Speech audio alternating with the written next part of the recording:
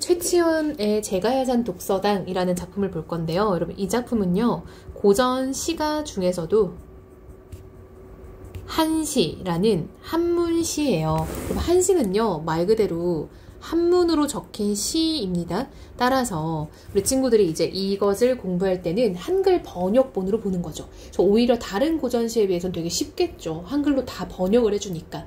오히려 친구들이 어려운 건 중세국어 원문이 어렵잖아요. 그쵸? 그래서 한문시이고요. 최치원은 여러분 신라시대의 사람이고 역사책에서 네임드죠. 신라시대의 육두품이잖아요. 그래서 우리가 늘 최치원이 하면 나오는 말이 육두품 이꼴 어떤 골품제에서 신분적 한계를 느끼는 인물로 대표됐던 사람인 거죠. 그래서 이 사람이 너무 똑똑해서 당나라 빈공과 같은 어떤 외국인 시험에서도 좋은 이제 실력을 보여줬던 사람인데 꼭 뭐 고국에 돌아오고 나면은 너는 육두품까지밖에 못 올라가라는 거잖아요. 골품제 자체가 우리가 이제 골과 품으로 이루어진 신분인데 이 골에는 성골, 진골이란 좀 타고난 신분이 있고 품은 이제 육두품이 최상치인 거잖아요. 그래서 본인의 능력에 이제 좀 걸맞는 신분을 가지지 못하고 이제 너는 태어나길 육두품까지밖에 못 가도록 태어났으니까 능력이 아무리 좋아도 안 돼. 이런 이제 한계를 느꼈던 인물의 어떤 시죠. 최치원의 시들은 대체적으로 그런 것들을 좀 바탕으로 하고 있는 경우가 많아요. 그래서 전반적으로는 약간 본인 어떤 한계를 느끼다 보니까 부정적인 상황이 형상화되는 경우가 많은 거죠.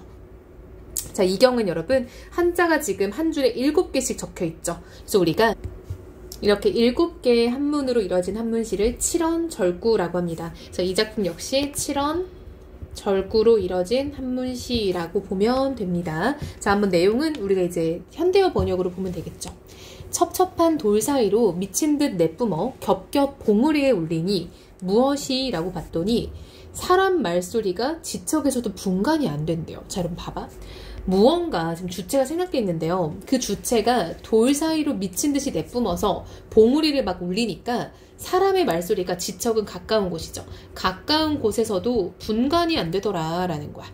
항상 시비하는 소리가 귀에 들릴까 두려웠대요. 아, 여러분, 화자는요, 시비하는 소리라는 건 우리가 시비라는 건 옳고 그름을 다투는 게 시비를 한다라는 거죠. 옳고 그름을 다투는 소리가 귀에 들릴까 두려웠다라는 거는 내가 이것을 듣고 싶지 않았다라는 거죠. 그럼 시비하는 소리는 내가 듣고 싶지 않은 소리인 거죠. 이것을 들을까 두려워서 일부러 흐르는 물로 온 산을 둘러쌌대요. 그러면 물로 산을 다 둘러싸 버리면은 시비하는 소리가 안 들리겠죠. 뭐 때문에요? 물 소리가 시끄러우니까 내가 듣고 싶지 않은 소리가 안 들린다는 거예요. 아, 그럼 첫 문장에서 말했던 그 생략된 주체가 바로 물소리인 거죠. 물소리가 첩첩한 돌 사이로 미친 듯이 내뿜어서 겹겹 봉우리를 울리는 겁니다. 이걸 우리가 청각적 심상이라고 볼 수 있겠죠. 그래서 그 물소리 때문에 우리가 사람 말소리가 안 들려요. 그쵸? 왜냐면 사람의 말소리는 시비하는 소리와 마찬가지로 어떤 사람이 내는 인위적이고 내가 지금 경계하는 어떤 지향하는 소리인 거죠.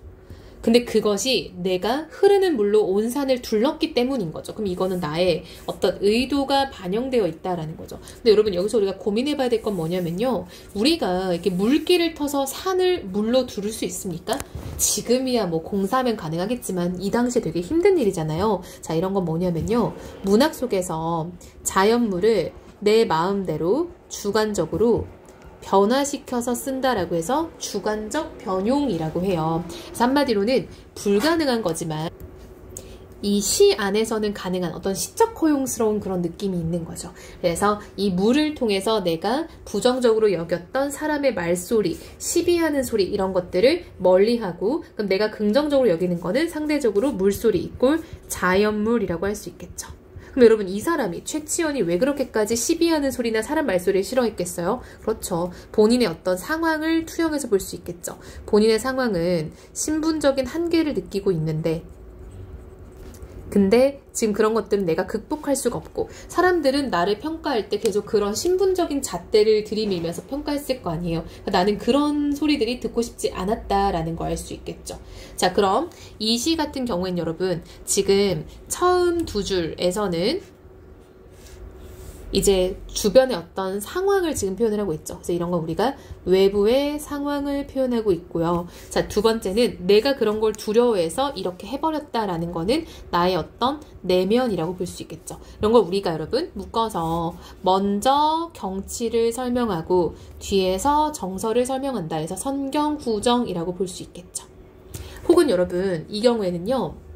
우리가 기, 승, 전, 결이라는 한시의 일반적인 4단 구성인 기승전결로 이어지고 있다라고도 우리가 해석을 할 수 있습니다. 그래서 친구들이 이런 것들을 좀 잘 잡으면 좋겠고요. 자, 일단 내가 긍정적으로 여기는 물도 나오고 내가 부정적으로 여기는 사람의 이런 말소리도 나오잖아요. 그래서 여러분들이 이런 것들을 볼 때 서로 대립적인 것들이 나오네. 그래서 우리가 이 작품은 대립적인 시어 사용을 통해 화자가 지향하는 바를 나타낸다. 이런 것도 가능하겠죠.